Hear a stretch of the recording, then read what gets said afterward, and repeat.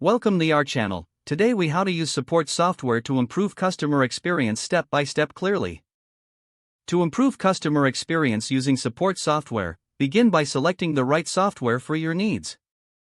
Research various support software options available in the market. Consider factors like features, usability, integrations, and customer reviews. Once you've chosen your software, start the setup process. Create an account and follow the on-screen instructions to configure your software. Customize your dashboard to prioritize features that align with your business goals.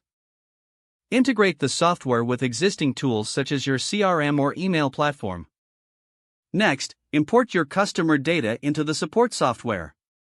Make sure to organize this data for easy access and navigation. Now, set up automated responses for common customer inquiries.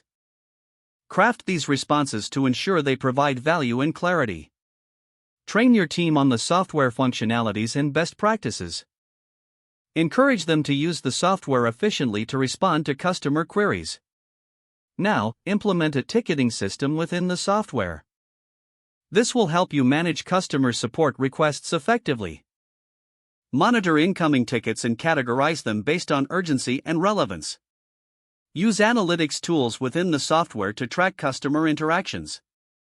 Analyze this data to identify patterns and recurring issues. Adjust your support strategies based on these insights to enhance customer satisfaction. Continuously gather feedback from your customers about their support experience. Use this feedback to make necessary adjustments in your support processes. Regularly update your software to take advantage of new features and improvements. Lastly, assess the impact of your efforts periodically. Review key performance indicators to measure customer satisfaction and response times. Make ongoing improvements to further elevate the customer experience.